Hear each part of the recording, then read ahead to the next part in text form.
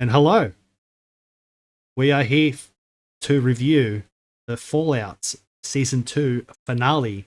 And not just the finale, maybe we'll talk about the whole first season as well. I don't believe we talked about the first season, did we? Well, we hadn't really started doing YouTube reviews. We had already seen, well, I'd already seen Fallout before we started doing this. So yeah, it wasn't really one on our list. So we can give a quick rundown of it if we have to play catch up. Can you do that? Because I kind of forgot the first season already. Because I've been watching the Uh, second one, and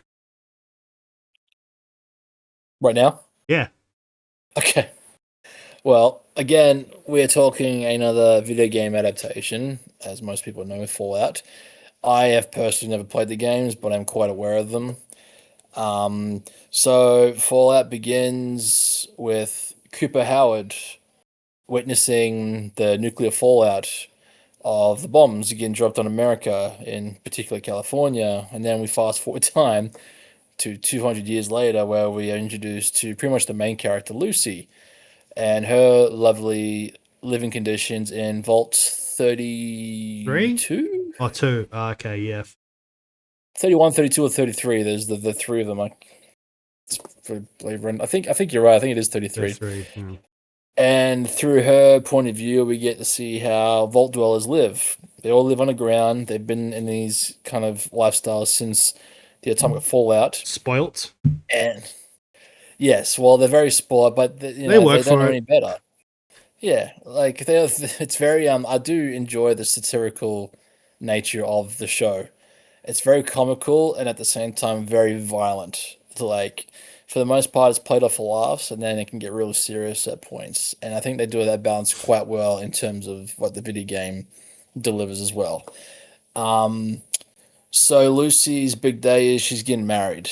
Um, every colonist in the vaults eventually has to marry off, and they constantly joke about incest and whatnot because a lot of people in these vaults would be bloodline related, and that's why they segregate the vaults.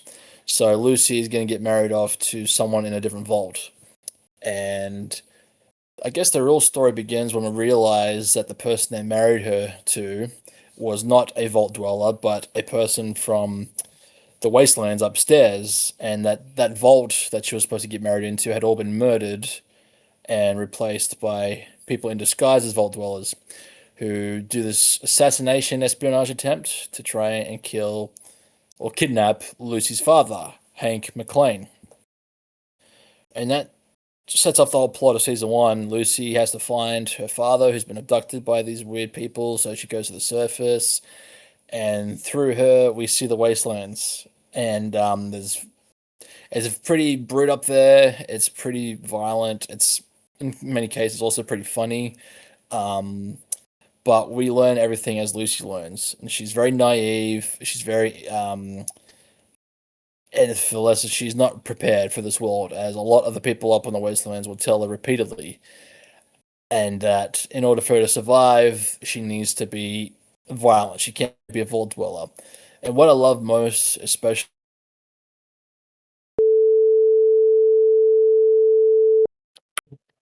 Okay. Probably like the Where do you last want me to start? 20 seconds ago. What before that? So what was that? Talking about Lucy. Yes. Okay. And the thing that I love most about the character Lucy, and this also goes into season two, is the fact that, in my view, there's been moments where she's had to defend herself, and there's moments where, she's had to think fast in order to get out of a dangerous situation. But in my view, she has not allowed the wastelands to change her as a person, as a good person who was selfless and kind and always given chances to everybody. This, to me, goes all the way to the climatic end of season two, where she has a chance to, you know, kill her father. Because plot twist, by the end of season one, we realize that her father, Hank McLean, is not really a nice guy. He's a bit of a monster who's killed a lot of people in order to obtain power and control over the Vault Dwellers and other general populations. But even to this point, Lucy still sees the good in everybody. and of course it's her father, so that's a big conflict of interest. And so yeah, that's the story of Lucy. And alongside, she meets side characters who are also key roles, like Maximus, who's part of the Brotherhood of Steel, who, as far as I've learnt, is the Brotherhood of Steel is a fan favorite to a lot of people because basically you get to walk around as a humanoid tank. Like, Yeah, I mean, come on, who wouldn't love that? Um, but what I love is all these factions that we get introduced to in both season one, season two. They have these awesome, cool appeal. Like, oh wow, they're liberators. Cool. Guys seem to be the good guys, but then I realize no, they're kind of fascist. They kind of only see them size as the good guys, and everyone else is an abomination. That's the Brotherhood of Steel. Um, you get the NCR, but they can also on the servers look like terrorists who walk around and make saboteur kind of operations. Of course, the Vault Dwellers, they seem to live the most easy, cozy lives, but no, actually, they're all a giant experiment. yeah, man, And that's very. the running gag. It's just, Yeah, yeah, like a rich environment because there's been so many games. There's been Fallout 1, 2, 3, New Vegas 4, and Fallout 76. There's been so much story, and yeah, like you're yeah, mentioning, yeah, there's so much. There's so much. Keep going. so much lore, and I think the show does a great job at like introducing a little bit of everything. Even if it's not mentioned, it's like you see in the background, you see like a bit of intel that gets mentioned. You see a character, it's like, haha, that character belongs to those people. Um, So that's pretty much covers the plot. Oh, we got the Ghoul. I forgot about Ghoul. Who's pretty much a lot of people will say is the weight of the show, played by Walter Goggins, Cooper Howard, aka the Ghoul, who's the coolest character of the show, of course. Yeah, He's a byproduct of his environment, and anyone who doesn't know what a ghoul is a human who has been pretty much mutated into this kind of, I guess. good to go. Uh, sorry, that's the second intermission. I just ran out of disk space, but we're back. Right. What were we at? What was I talking about? Oh, the Ghoul. Yes. Yeah, played by Walter Goggins. If you weren't a fan of him before, the Ghoul role is definitely the one that will get a lot of people interested in him as an actor. Um, Cooper Howard slash AKA the Ghoul is the coolest character in the whole show by far, and he pretty much leads most of the badassery. He pretty much plays Clint Eastwood's cowboy in Oh this boy. dystopian future wasteland. Yeah. Every time he's on screen, you just like the eye goes straight to him, If they and it's had not an, because of the prosthetic makeup. if they made another big budget Hollywood Western film, he would have to be like one of the main guys. Like, Oh, bro, he's always the go-to. He's done a yeah. lot of westerns. He Oh, always true. wants. He's Yeah, always you ready told to me play that. a cowboy. Yeah.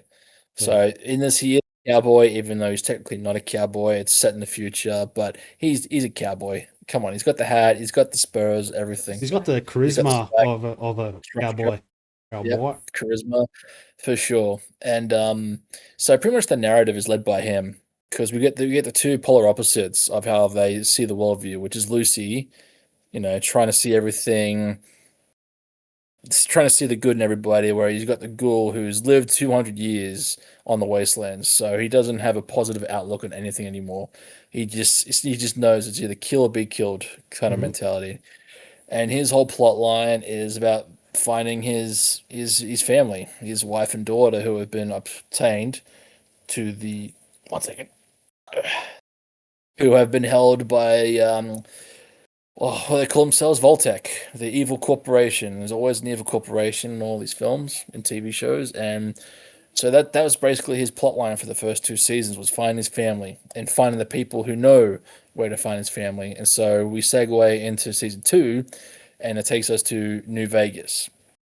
So anybody who's anybody knows the cliffhanger on season one was like, "Ooh, we're going to Vegas." Yeah, because according to the fans, that was probably their favorite game, was Yeah, New Vegas. Fallout 3 to New Vegas, because I believe there was a big gap between 3 and Vegas, and Correct, yeah. people like were so hyped about that game. About that game, it was one of the best ones. Apparently, was New Vegas. Yeah, so we get to see Vegas, and the sets look amazing. And again, this is coming from someone who's never played the video games. I just know Easter eggs, I just know references, I know what a Deathclaw is, and all that stuff. So going into the second season, where they teased seeing a Deathclaw, I was pretty excited to see one of these things in action. Um, I will say season two is not as good as season one. Hmm. Plenty of build up, plenty of new plot direction. I was like, oh, that could be interesting. Um, However, the landing on it is also very a miss, and I'm going all over the spanner here, but That's the generally show. the The show's all over the bloody map. and that's one of the running gags, right? There's always side missions after side missions. So the plot begins with Lucy and the Ghoul have now teamed up, where in the first season they were kind of adversaries. They now have a common interest, which is finding Lucy's father, Hank, who has retreated to New Vegas. So it was really exciting to see Lucy and the Ghoul, become allies to a certain extent. And there's a lot of great character development between them. Like they start to get this kind of, I won't say father and daughter, but definitely along those lines, surrogates, if you will, so to speak. Because you got the Ghoul, who again has a complete opposite outlook, even to Hank.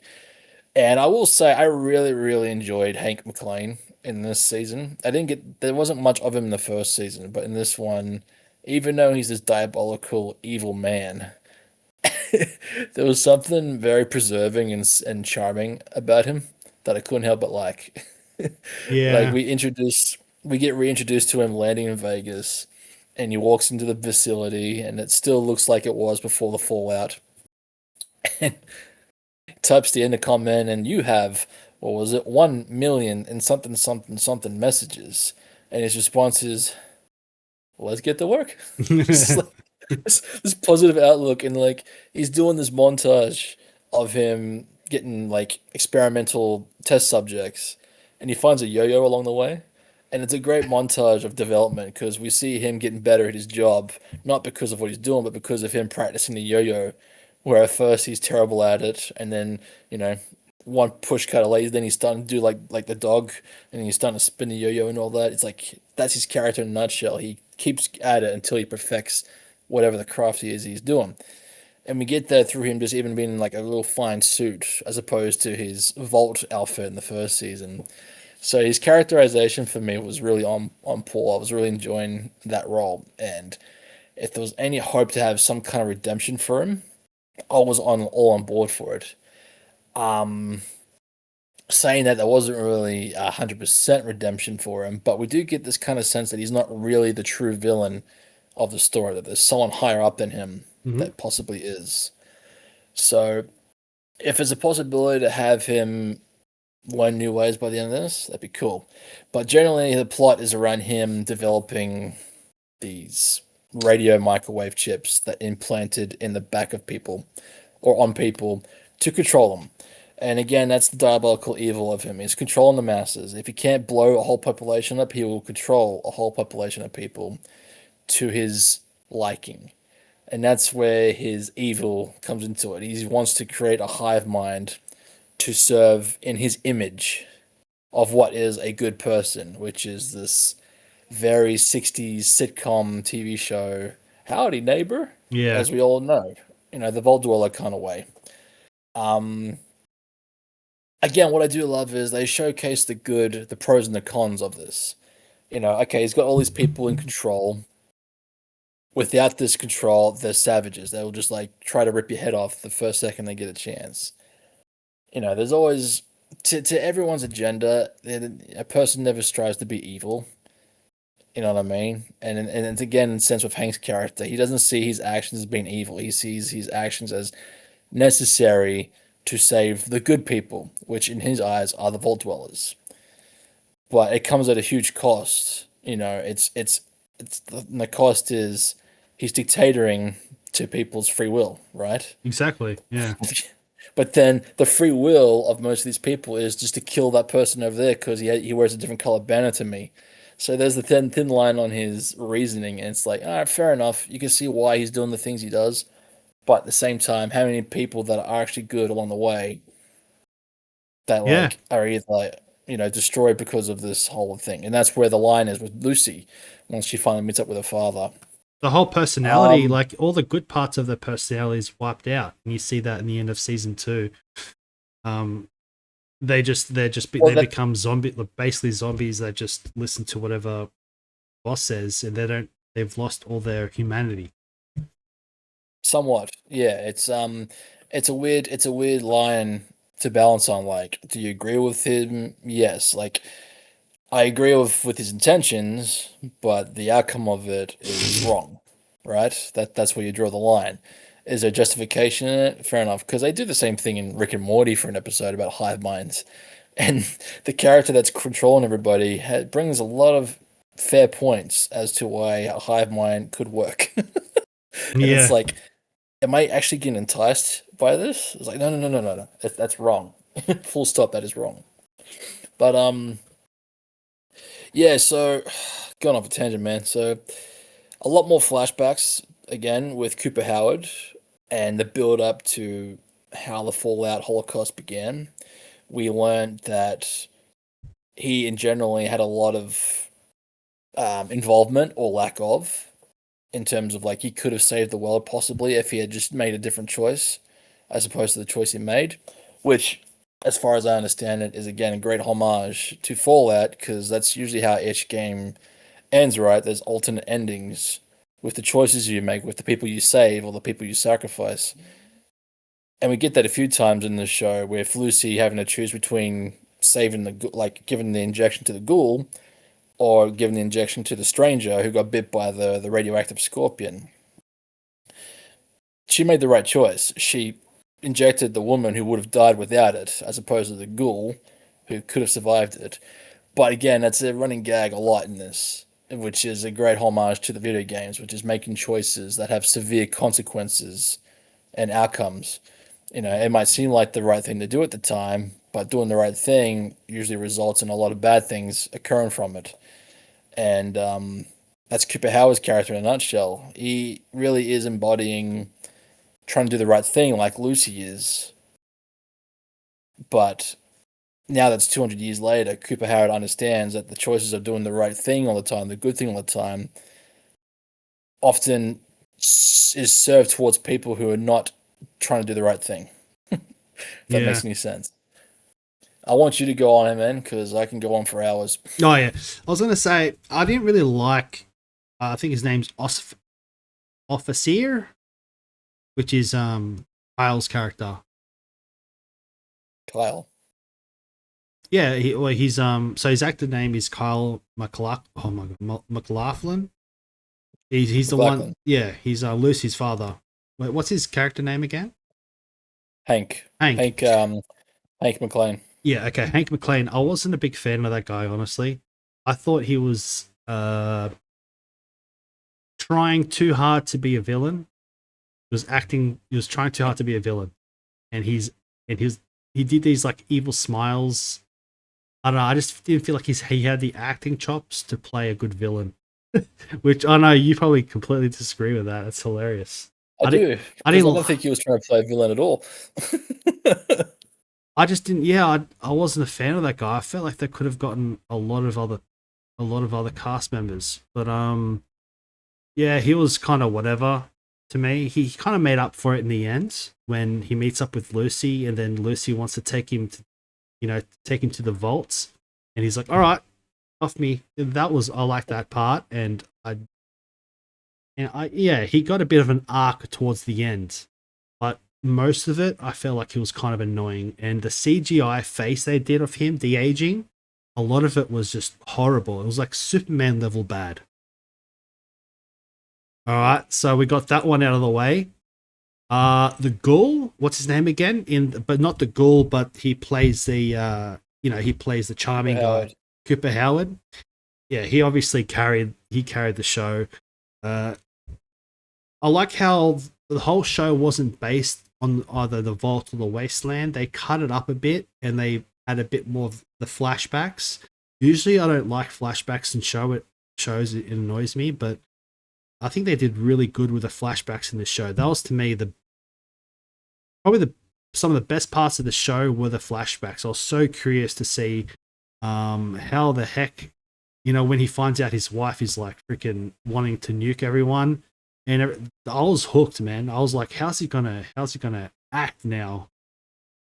That whole thing was great. Um, I'll say season one was better than season two. I agree. The first episode of season two was good. I didn't like episode two, three, four, and five. I thought it dragged off. I dragged on a little bit to me, especially when you meet the New Republic. I think they're called New California Republic. Yeah. I thought they were kind of dry, boring characters. But episode 6 and 7 and the last episode, not quite. I think episode 6 and 7 is great. Like really good fan service. They're like really tying everything together. Especially whenever Hank calls out his wife for being like the worst person in the world, and how they go Cooper. about that. Cooper, yeah, I thought that was great. And what were those monsters called? With the those freaking huge ass bloody guys. Death Claws. Death Claws. There we go. They were the fight between Maximus and the Death Claws was cool. I really enjoyed that. There was a lot of I liked the first fight, 3 or 4 kills. I didn't like how they kept, they started betting on who's going to win. I didn't like that part of it, but I liked the first few kills. I thought it was really cool. And the whole fan service part where the ghoul basically takes Maximus to a shed, and Maximus is like, where are you taking me? He's like, he opens a shed and it's like an old school freaking tank. I don't know what they call that tank, but I'm guessing everyone T-45. Yeah. The T-45 armor, but it had been like modded. It was it was freaking badass.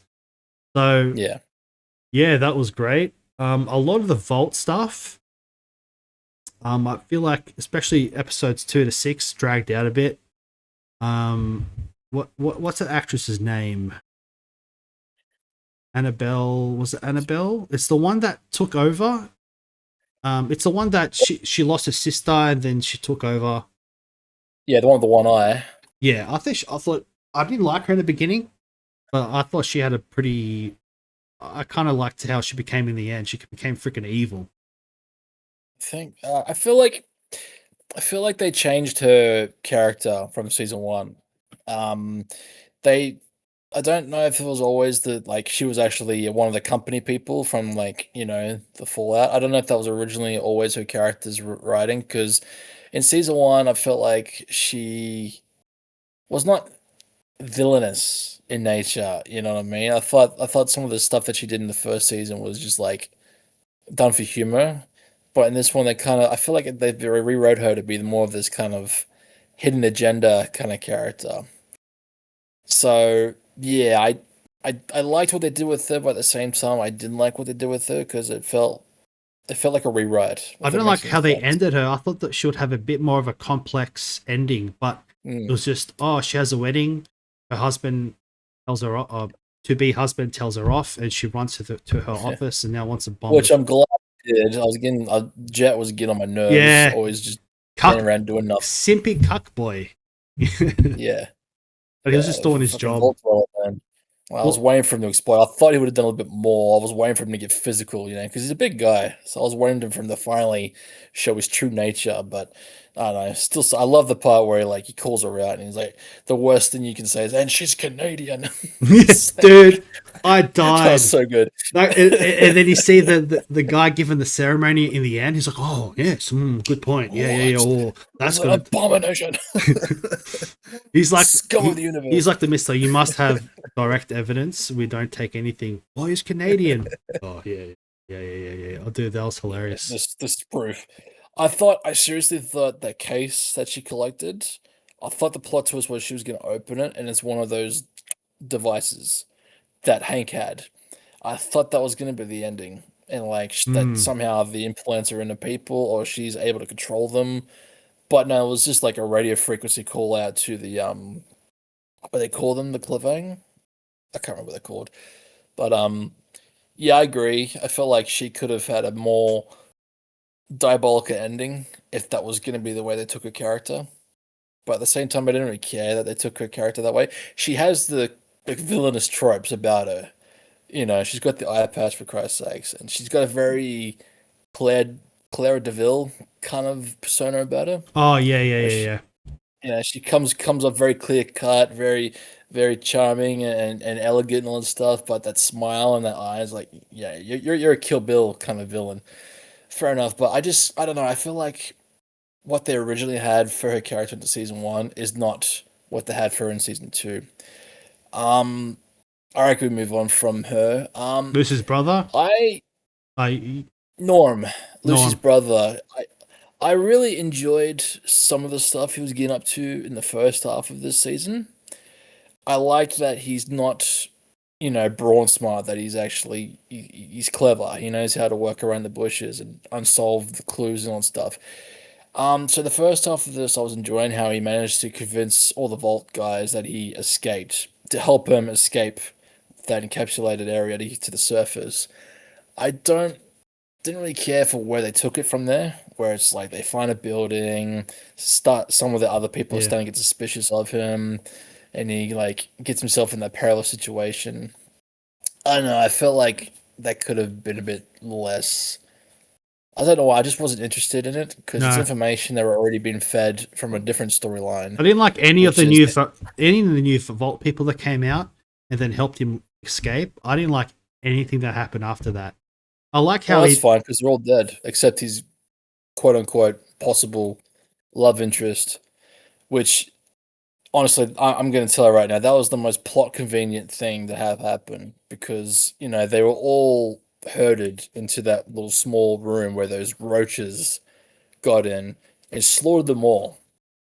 And Norm wakes up from being under the conscious on the table, walks in, and everybody's dead except the one character that's on his side, which was her. And she's not even hiding in a fridge or in a cupboard. She's literally on the ground and she managed to survive. That to me was like, really? You could have done a little, just put her in a drawer underneath a dead something. body or something. But she's just there. And, oh, I'm still alive. Everybody else is plot conveniently dead. So okay, that was a bit annoying. But yeah, I was really looking forward to seeing what they do with Norm by the first half of this, and then I don't know. I just lost interest because everything he learns, we already learnt from Walter Goggins' story, or even Lucy herself, or Hank.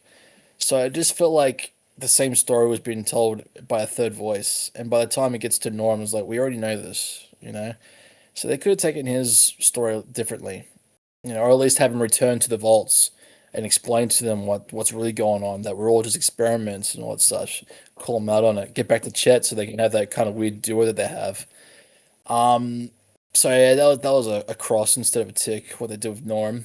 Um, what else to talk about? The Brotherhood is now in a civil war, which I guess was kind of expected, because the moment you give power to someone else wants to take it, which is the story of the Brotherhood of Steel. They had the internal infinite power thing, you know what I mean? But of course, they just couldn't hold it all together, and that's a symbolic system about having factions, right? And it plays into Hank's belief that there shouldn't be factions. We should all be just one person, one unity.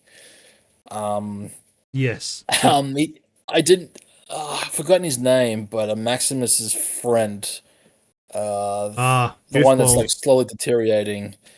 I've forgotten his name. Thaddeus. Yeah, like I was gonna remember that one. That's an epic. Um, Yeah.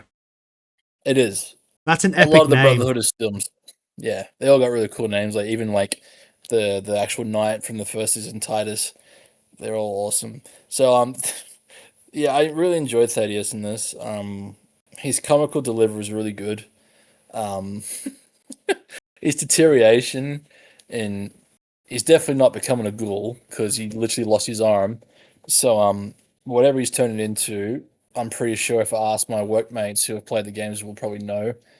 Um, But yeah, some of his moments, even though he doesn't really add much to the story, it's just always a breath of fresh air when he was on screen. Because I don't know why, I just find him funny, and some of his delivery in this was hilarious. Just the whole sequence where they got him in the power armor and he's infiltrating the Brotherhood of Steel. Just him just being clumsy and all that was just like Yeah, I thought it was pretty freaking funny. So yeah. he became better for me. I was a big fan of him in the beginning, Hmm. and then he gets lost, and then he comes back eventually. But yeah, that I like what they did with this character. They definitely Hmm. spiced him up a bit. I feel like he wasn't meant to be a return character, but because of people enjoying him in the first season, they brought him back to be a kind of sidekick to Maximus, which I'm all for. I don't mind that, but I was waiting for the cliffhanger to be that whatever he was deteriorating into was going to be revealed. And if I want to jump the gun here, I want to talk about pretty much the final episode now. Mm-hmm. For me, the first season was near perfect, as much as a video game adaptation can be.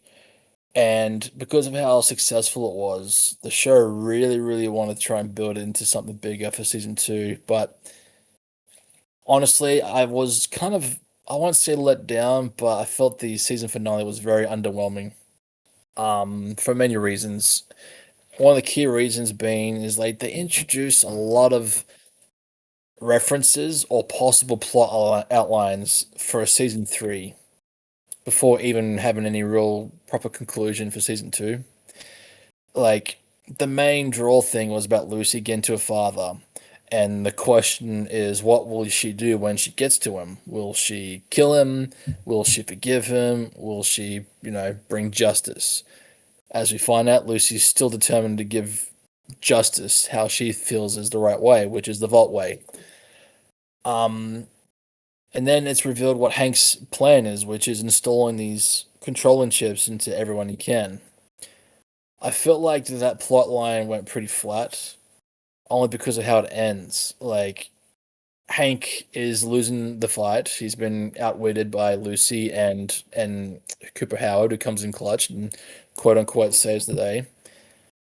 And it's the choice now for Lucy to whether kill him or to again, despite knowing what he's planning to do, send it bring it back to the vaults, him back to the vaults. And he pulls out his trump card, which is the device, and presses it. Now I don't know if I've just missed it, but I thought pressing the button would have like literally unleashed all the people that were in control into like violent, raging creatures or something. But instead, it just seems like all he's done is erased his memory. Because the second he presses it, he doesn't even recognize Lucy anymore. He calls her Miss. So he's like wiped his memory clean of all the bad shit he's done. He doesn't know who he is. Does that mean everyone else got the exact same treatment when he pressed that button? Because he said that he has thousands and thousands of like sleeper agents in the wastelands. But we don't really see what the device actually does to them. Yeah, what was the ultimate goal for it? Who's controlling? Sorry. Hank. Who's controlling Hank? Ah, Who put that to him? she did. She did that to him. Ah, Yeah. I thought there might be two Hanks, the real one and the pretend one. No, she did that to him Sorry. as a means to control him. That's okay. Sorry. Sorry, Good. guys. You dragged me into that. Mum watched the show with me. Sorry, what were you saying? Um, yeah, he didn't really go anywhere in the beginning. Yeah, I just felt flat. Episode 1. I'm looking for that guy's name, but the guy with the mustache, the casino owner. Oh, House. Yeah, I they think his name can't. was House. Robert House. Yeah, they kind of made that was like going to be a massive thing. That was going to like take over the world, but he didn't really go anywhere that much. Like that whole embedding the thing in the Yeah, back I of the agree. neck, it didn't go into fruition unless they're going to show it in season 3. Then it's going to be a big thing. But I feel like it's kind of the end of the mind control thing. It's like, Well, yeah, because Hank has been erased, so the people manufacturing it, I'm assuming, are free to leave now. Because again, he pushed that button, and I'm assuming that button was not just for him. I'm assuming the button was for everybody that's been chipped. but we don't see what happened to them. And then the Legion is coming to Vegas, led by Macaulay Culkin, who, that's the only thing I knew about season 2 before I started showing was Macaulay Culkin was going to be playing a role, and he too was very underwhelming. Man, I did not understand why they gave him that particular role for the little amount of screen time they gave him, and the screen time we did get with him, I felt like he's forgotten how to act, or maybe he never knew how to act to begin with, and he was just a kid. I don't know, because he just seems so out of place to play that role. Yeah, his acting wasn't great. They did a great job with his makeup and everything, and they made him look like a badass. But yeah, his acting was. There was one scene where he did the whole thing where, they they went into a tent and he killed or someone killed a guy. Yeah, he backstabbed another like backstabbed. captain or something. Yeah, And he went out. He had this big speech, and he's like, "Hurrah!" It was like the most cringe beta hurrah, like bad acting hurrah I've ever heard. That's so flat, man. And he's like the smallest guy there as well. So it's like, am I supposed to believe you to be this like capable fighting warrior? Because he's part of the Legion. They're all savages. They all kill for sport. They all kill for cereal. It's like I don't know. Maybe Macaulay Culkin is a big fan of the game, so they gave him that as like a small cameo role. But I don't know. I just every time he was on screen, which luckily was not much, it was just like, you're not acting. When are you gonna start acting, bro? Like you got to deliver these lines just a bit more oomph, a bit more theater. Yeah, But it's a big role for him just these days. He hasn't been in much in the past 30 years I don't since think Home he's been Alone. in anything. No, and like I've seen him in other things when he was a kid. Like he plays a ruthless villain in a movie called The Good Son when he was roughly the same age as he was in Home Alone, and he plays a Joffrey kind of character in that, man. He's a evil, diabolical little kid. So I was waiting to see a little bit of that come out in him playing this Legionnaire kind of Kaiser Caesar, who know. But no, I didn't see that at all, man. And I don't know if it was done for comedy or whatnot, but he was just very flat and disappointing. I thought it was done for Um, comedy. I did like him in certain parts, but actually towards the end I liked him a bit more. In the beginning of the season I didn't like him. I thought he fell flat. But I did get what they were trying to go for. They went more for a comedic thing. I want to talk to the biggest disappointment for me with this season, which is the Death Claws. Um, Again, I don't know much about the games, but I know enough about the Death Claws that they are pretty much the most dangerous thing you can come across in the Wastelands, especially Vegas, where I think they put steroids on the Death Claws. So coming into this, I knew that we are gonna have a Death Claw episode, and the very first time we see one, which is a Cooper flashback, it was awesome to see them during the war against the fascists, the Reds in Alaska. I was like, oh, they're building them up. They're building up to be this evil, menacing thing. And then we finally got to see them at the end of that episode, very, very briefly. Lucy and the ghoul managed to escape like that, and that was done until the final episode where we have the fight with Maximus. Now, I don't know how powerful power armor is in the video games, but I'm pretty sure it would not be strong enough to be able to take on like one or two death claws, let alone like 6 or 7 of them. You Yeah. know what I mean? With tremendous ease. They made him seem I so was waiting. cool and badass, and then there was like Yeah. 10 of. Then all of a sudden they're everywhere, and they're getting like one Yeah. shot. Yeah. At one point, like rifles were bringing them down. It was like these are death claws, aren't they meant to be like hulking berserkers? Aren't they meant to be like raging monsters that just destroy everything in their path? And that perimeter fence, that piece of like scrap metal wall that apparently was safeguarding the survivors of Vegas with the death claws, they should have been able to tear through the thing anytime they wanted to, or let alone jump over it. But no, like they threw Maximus through it to open it, and then they could escape. It's like no, they should have been able to tear through that thing anytime they wanted to. Like, I don't know if maybe it's because they were protecting the hotel building. Fair enough. But that to me is not clearly told because the second the gates open, they're just coming through anyways to kill Maximus and all that stuff. Like I thought maybe it would have been better if like the Death Claws is waiting by the open gate. It's not going any further because that's the perimeter it's defending. So Maximus has to go back to it. All right, that would have been a better outcome instead of, oh, okay, gates down, death claws are coming out. They couldn't have done that at any other time. Yeah. Um, so to see, even though I like Maximus, to see him take down like what 4 or 5 death claws single handedly, that was pretty underwhelming because they built up these death claws to be like the most menacing thing you can come across in the wastelands, and that was the results. Like Maximus going John Wick on them. So bit of a letdown, honestly. Then they just came across as a gimmick.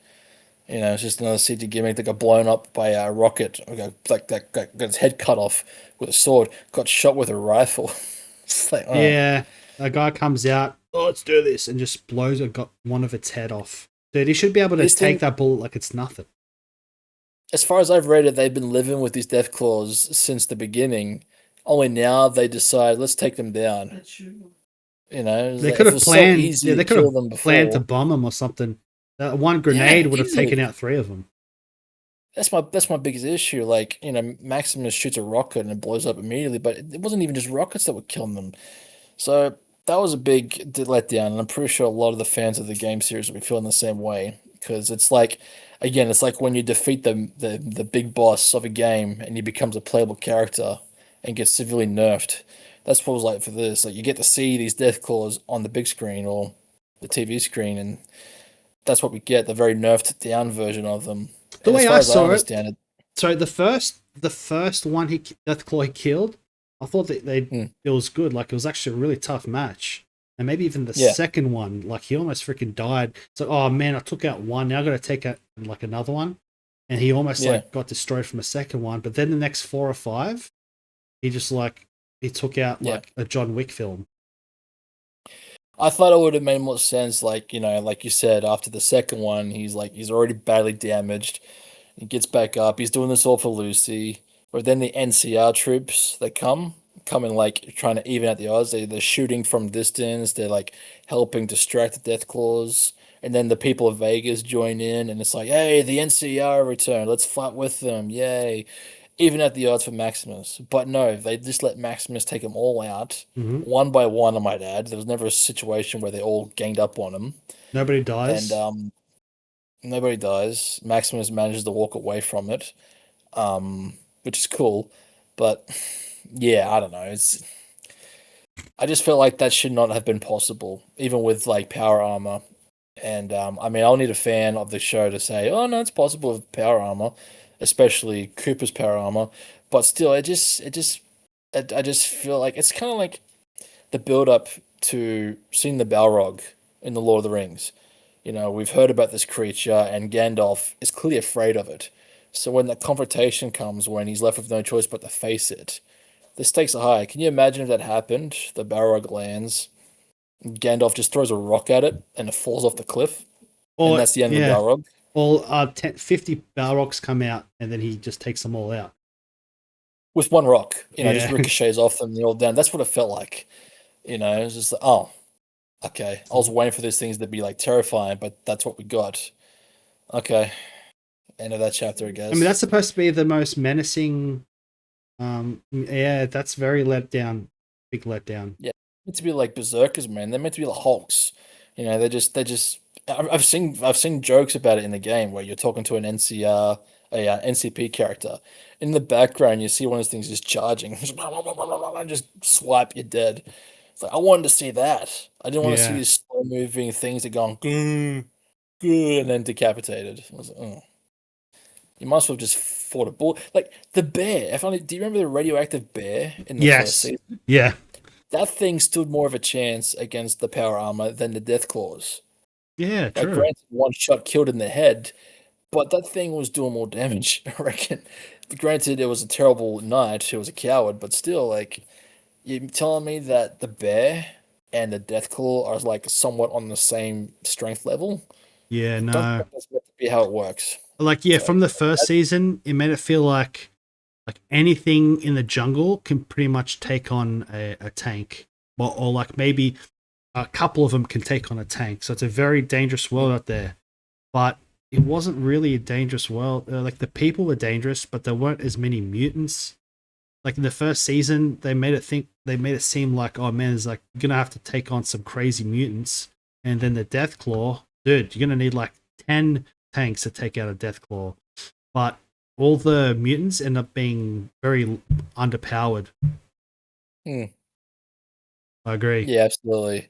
And yeah, it just does a disservice, I reckon, to the world building. Like, if that's meant to be the biggest thing to fear, like, what's going to come next after the Death Claw for them to kind of nerf? Or they just gonna rewrite it like, nah, Death Claws are just pawns compared to something else. I don't know. But that to me was the biggest disappointment in terms of like anything that's like something to look forward to. Um, and it does take away from the narrative a little bit for me. So The that's for me the biggest negatives was early in the season, episode 2 to 5. I felt like it was Mhm. very dragged out. For me, it was very dragged out. Lucy pissed me off. Yeah, we've Like, had this discussion. Yep. yeah, like there's been situations where she'll like hear a screaming lady and she'll go help her, or like she'll be like, oh, we gotta help, we gotta put our life in danger, help this one person, when her mission is like to save the world.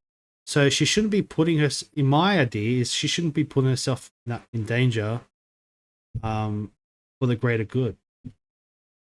What do you mean to save the world? Well, she wanted to freaking. She knew her dad was up to like something really, really horrible, basically Yeah. like world-ending horrible, and her and the ghoul wanted to find the dad, Hank, to take a stop to it. But anytime there was like a small side quest, it almost kills the ghoul, and like he ends up saving her life somehow because of the ghoul. They're both alive, so like they almost kill themselves for a side quest when the main mission was to save the world. What if they died there? If they died there, the whole world was screwed. So I feel like I get it. She wants to do the right thing in that, but I feel like she didn't at all get any sort of. I don't know. She didn't have a brain. That's again, that's going back to the point of like doing the right thing doesn't usually have the right outcome. You know, she was doing the right thing, but look where it got them. Whereas when the ghoul goes to save Lucy from the Legion, he's saving her, but for the wrong reasons. Because up until that point, she was still using Lucy as a bargaining chip to get her family back. You know what I mean? Mm. So the reward never is usually worth the risk. And that's where the ghoul and Lucy are complete opposites of each other. And it's not because she's naive anymore. She's aware of this world now, but it's just because she's still got this sense of righteousness, you know, and that's just from her own upbringing. She is the living embodiment of what Hank was trying to do, you know, have everybody basically be a Lucy. But, you know, Lucy doesn't want that. Lucy still believes in individuality and all this It stuff. was like So that's it was more like selfish righteousness. how. She's willing to put the whole world in danger to save one person. That's kind of selfish in a sense. It's like, See, oh, that's the thing, though. I need to be the person that saves one person, or else I won't feel good about myself. Who cares about yourself? You got to freaking save the world. But that's the thing. I still don't get what you mean by saving the world because at this point she had no idea what Hank's plans were in terms of all that stuff. Well, She knew the crimes he had already committed, but at that point she was just going to basically arrest her dad. You know what I mean? Like, and for the okay, ghoul, it was find the family. find the family. The way so she wasn't there to. So she didn't know that her dad had massive plans to do some crazy shit. No, she found it out along the way, but you got to Vegas.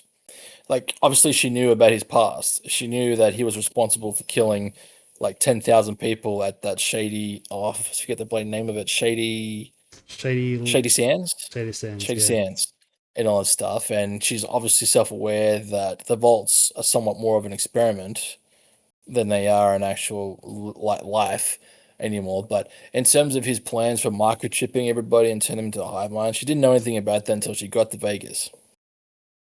Okay. Yeah, and the ghoul. Okay, that's fair enough. All right, all right. I got another one. The ghoul didn't kill Hank. Why not? didn't the Ghoul know that Hank was going to go straight to Vault Tech anyway? Why didn't he just kill him on the spot in the end of season 1? Because it was more so not so much killing him, but finding out where his family is. And he didn't know where they were until he decided to leave for Vegas. So, in terms of the Ghoul, it's either, okay, they must be in Vegas, or just tracking down and find out who's responsible for all this, because there's always a higher up, right? Hank is a boss, but there's a boss for Hank as well, so to speak. So I figured if they weren't in Vegas, at least there'd be someone in Vegas to point him back into the right direction. But of course, we get that answer when we meet House's character and all that. And plot twist, Cooper's family are not in Vegas. They are not in their sleeping pods. The wife has left a clue that they are actually in Colorado. Mm-hmm. So that's probably where season 3 is going to go, if there is a season 3. But yeah, I don't think his intention was always to kill Hank. It was to get the information needed out of him and then kill him. But plot convenience, he was able to escape because he was in that power armor thing that managed to fly away. Yeah, But so I guess yeah, the only way you had to shoot him in the head. That was like the only way, because everywhere else was protected. exactly. And he did warn him. He's a good shot. He Yeah. did scar his cheek and all stuff. That wasn't like a miss. He intentionally only meant to maim him, not kill him. And then obviously by the end of season 2, it was the Ghoul challenging Lucy again on her moral dilemma. He brings the gun in Lucy's hands to decide her father's fate. Like, the Ghoul could have killed him right there and then, but he knew it wasn't his choice to kill Hank. It was Lucy's choice. It's her daughter and all that stuff. He's going after his family. Hank was useless though. Hank didn't help him at all find the family. Well, he didn't, because he didn't get the chance to ask him. Like, he found House along the way, Mm-hmm. and stuff. But what I do love, and I've said this before at the beginning, is again Lucy chose the principle of sparing Hank's life. And it goes to prove the Ghoul wrong and everybody else in the show wrong, that the Wasteland has not changed who she is as a person from the very, very first episode of season 1. And I'm hoping that they stay with that.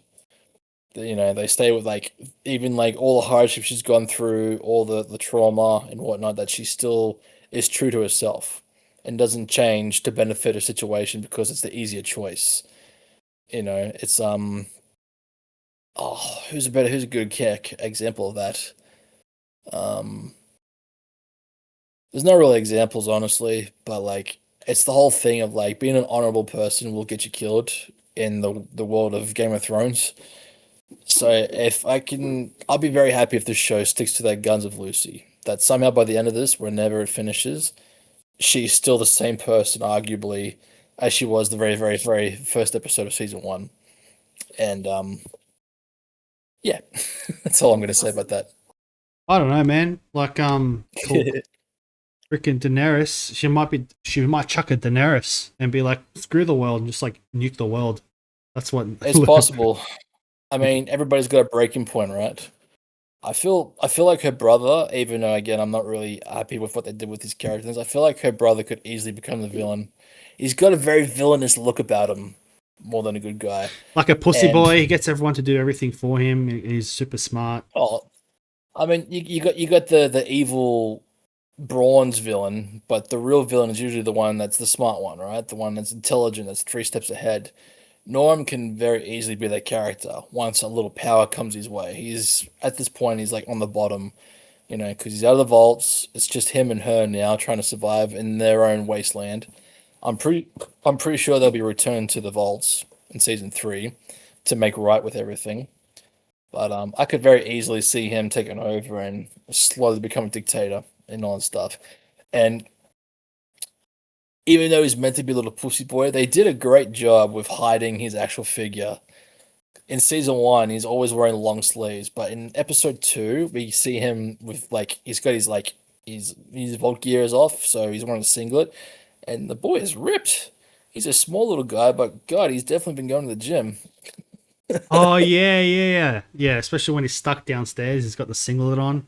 Yeah, Yeah, he's doing the engineering stuff, so I don't know if they were meant to hide that and like, oh, he's been stuck down, he's been working, so here he is all like freaking strong and wiry.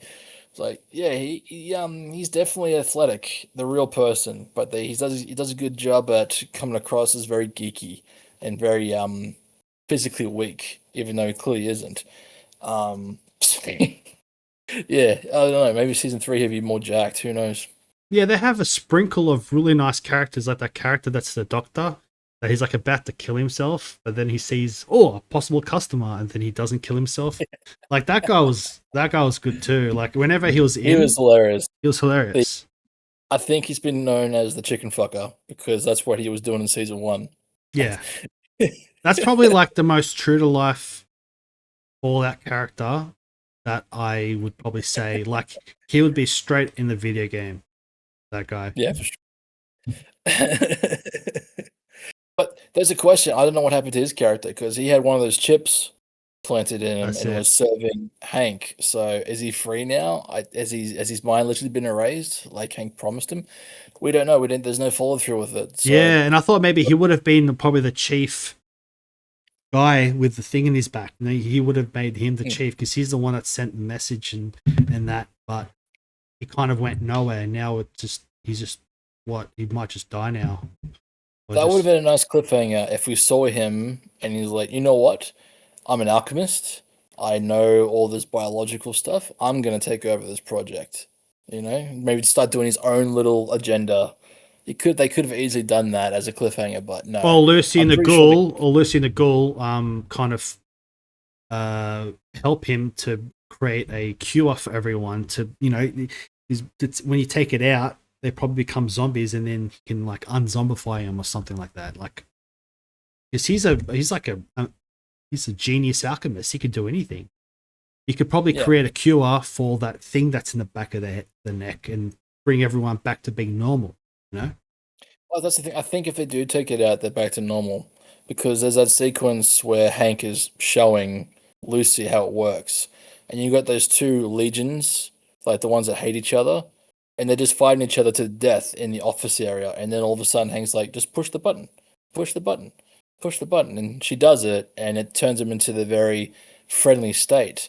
So when they were fighting, that's them. That's actually them. That wasn't like some kind of rage thing or anything. That was just them being who they are, which is savages. Hmm. And it justifies why Hank was doing what he was doing. He was turning these savages into calm, collected people that are benefiting production. So that's what I figured would have happened. Either erase their memories or like they're just disconnected. So they're just Well, back to being who they are. there's a bit of a plot hole because couldn't Hank have just ripped the thing out before he pressed the button? I don't think I he th- wanted to. he wanted to lose all his memories. I think he realized he's in a situation where it was lose lose. Like I don't know. It's Okay. something that's really unclear, you know. And like despite him being evil, he did love his daughter. Oh yeah, You know what I yeah. mean? That was probably the You know one that's thing. Oh, he did, but then he was willing to turn her into in his mind, he was maybe turning her back into who she used to be. But if he had half a brain cell, he'll realize no, she's wiping who she is. He's wiping who Yeah. she is, and the personality is gone forever. Like that's not a Yeah. very loving father thing to do, unless he's a fucking lunatic. That's the thing. It doesn't wipe their memory. It just controls them until you turn it off or press that button like you did. Again, it's stuff that's unclear, but I doubt he would have erased her memory. He just would have wanted to stop her from stopping him.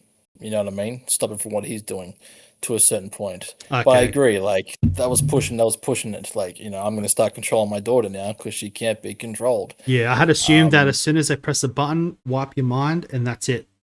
That's it. Mm. Like, if you take or it out, like you we saw die or earlier, something. yeah, or like we saw earlier, it blows their heads off. Remember, like when he was trial and erroring Trial all and the error, time, yeah. gauges in the wrong frequency, it just blows their head up. So I figured that was going to happen as well. When you press the button, all of a sudden all these heads start blowing up. But no, that didn't happen either. So I was just unclear outcome to what he did. Like, does everybody that have the microchip just have no memory of who they are? I don't know because we never saw that. We never cut away to any of the minions in control. So unclear outcome. Mm-hmm. Oh, I mean, what else is there? there's so much in this show.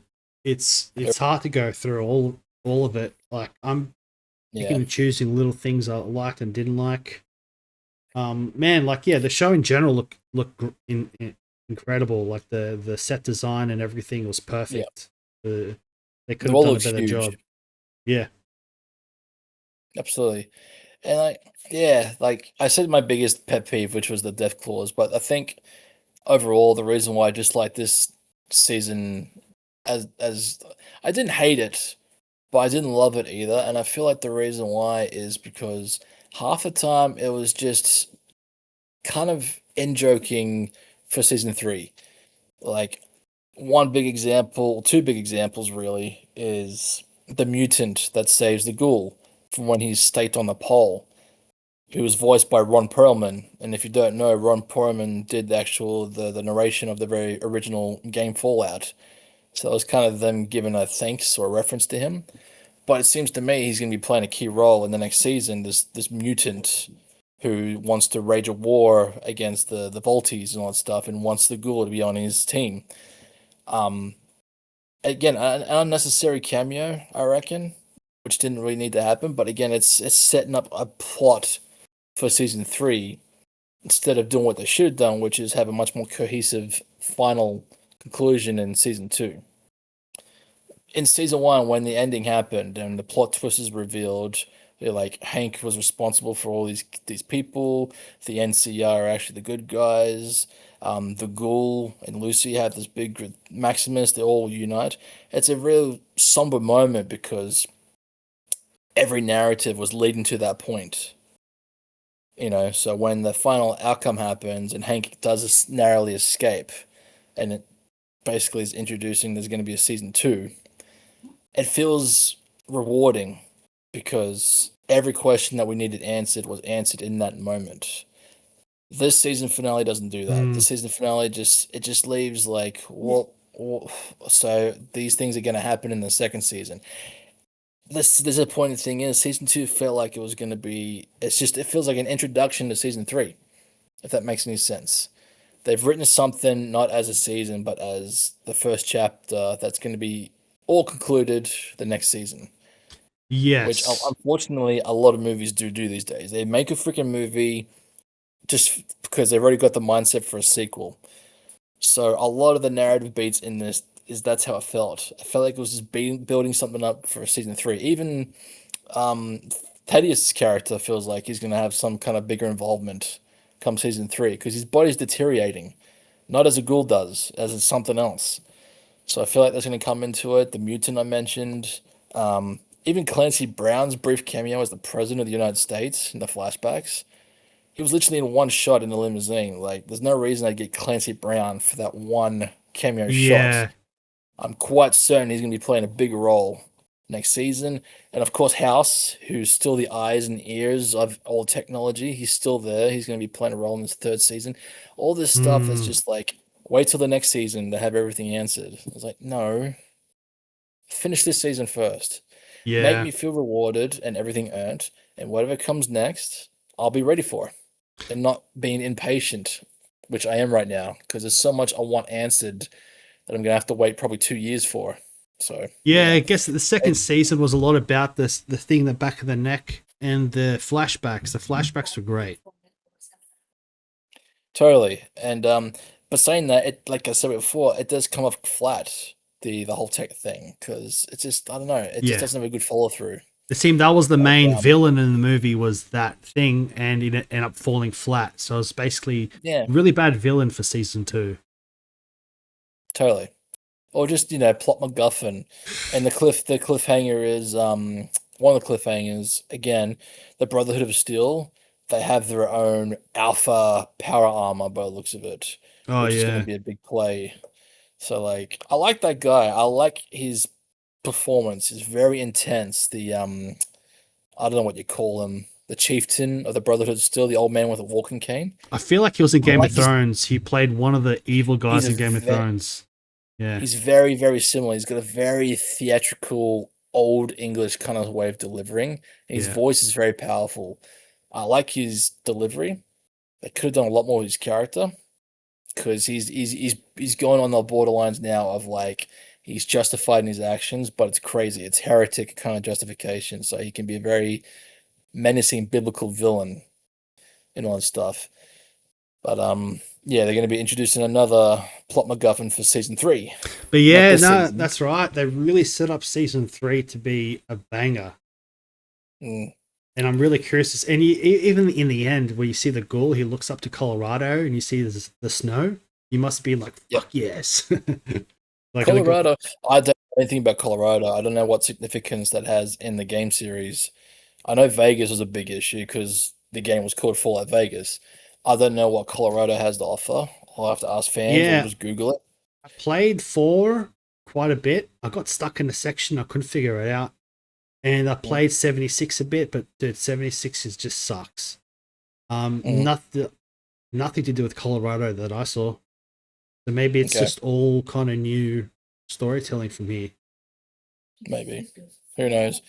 And it seems to be the case, unless they'll change it, that the ghoul is going on his own way, whereas Lucy and Maximus are going to be going their own way, which I don't like. Yeah. I really liked the duality that Lucy and the ghoul had.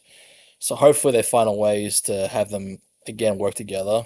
Or I hope But they don't kill. Maximus, I have a feeling they're gonna kill the ghoul off once he meets his family, and they're not I gonna wouldn't be surprised. all meet up again.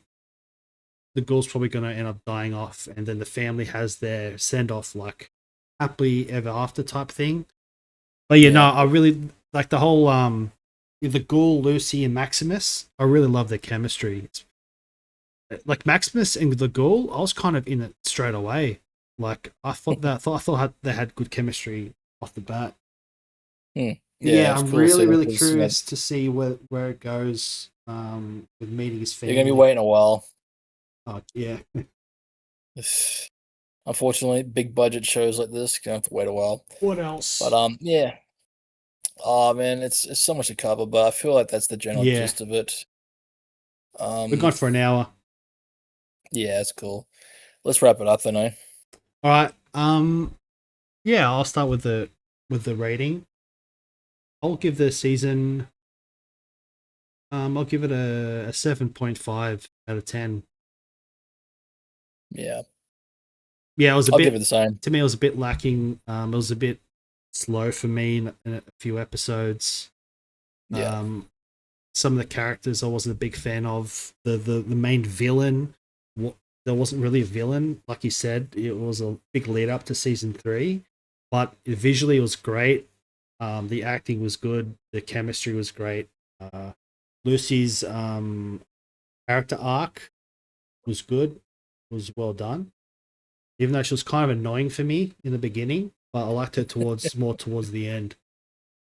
Yeah, 7.5. yeah, 7.5. I still enjoyed it. I just, yeah, the stick the landing gimmick. I say it a lot, but yeah, a lot of shows just don't know how to stick the landing after season 1. And I'm going even to Stranger Things territory in this. What better example than Game of Thrones? Okay, But yeah. Damn, gone that yeah, I low. just no, it's nowhere near as bad as the Game of Thrones ending. But yeah, I just sometimes a show gets too big for itself, and they want to provide fan service, and they get to a point where the juggling act is just too much to handle. And I feel like by the last couple episodes of this was the same thing. Hopefully they learn from it and just retract. Hmm. Like I feel like TV shows always feel like they have to double it up. You Huh. know, if we had this big explosion in season 1, we need 2 big explosions in this one. Like it's not necessary. No. It's like the John Wick kind of attitude was like we killed 50,000 people in this movie. We need to kill 60,000 in this. It gets to a point where action is boring. You know what I mean? So Yeah. like fan service can also get boring. Just flesh out a cohesive narrative and then fill in the blanks if need to for fan service. Unfortunately, a lot of shows they just get in on themselves because most of the focus generally comes in season 1, and when it becomes a greenlit success, it's like, oh shit, now it's a mad rush to make another season. We don't have time to write a clear cut script. We don't have time to do anything, and so it just becomes a mad rush to the finish line. and as a result, there's so much stuff that just gets overlooked, underlooked, whatever looked. So this season 2, for the most part, is the same result. Yeah. So What was your rating? Did you say give you a rating? 7.5. Oh, okay. Well, you copied me. Okay. I still enjoyed it, but yeah, it's just yeah, just did not know how to land. All right. Let's see how the next season goes. Shall In we, 2 years. ladies and gentlemen? All right. Thank Indeed. you for watching this review.